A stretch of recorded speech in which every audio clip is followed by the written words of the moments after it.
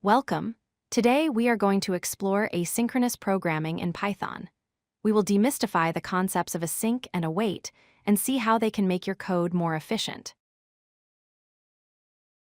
First, let's understand the default way Python runs code, synchronous programming. In this model, code executes sequentially. One line runs, finishes, and only then does the next line start. If a task takes a long time, like downloading a file, the entire program stops and waits. This is called blocking. Asynchronous programming changes this. It allows your program to pause a long-running task and switch to doing something else while waiting. It is non-blocking. This means while one part of your code waits for data, other parts can keep running.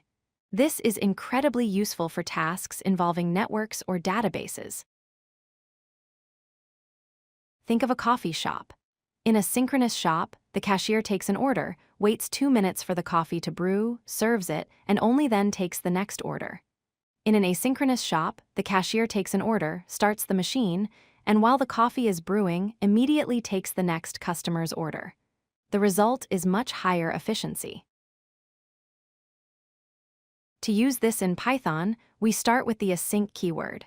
You place this before a function definition. This tells Python that this function is a coroutine. It won't run immediately when called. Instead, it returns a coroutine object that can be scheduled to run.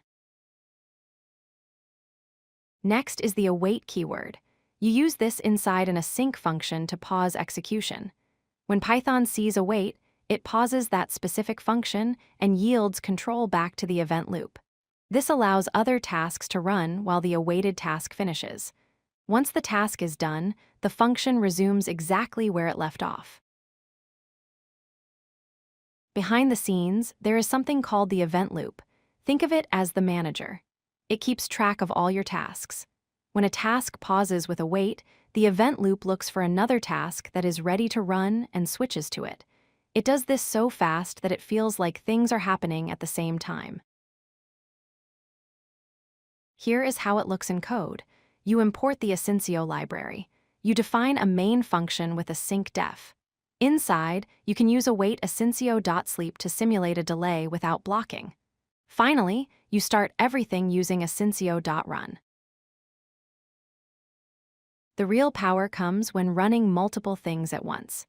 By creating tasks, you can schedule multiple API calls to start effectively at the same time. Instead of taking 4 seconds to run two 2-second tasks, it only takes about 2 seconds total because they overlap. A very common mistake is using blocking code inside an async function. If you use time.sleep, you block the entire event loop. Nothing else can run. Always ensure you use non-blocking versions of libraries, like using asyncio.sleep instead. To recap, async is perfect for waiting on input and output operations efficiently. Use asyncdef to create coroutines. Use await to pause them without blocking the whole program.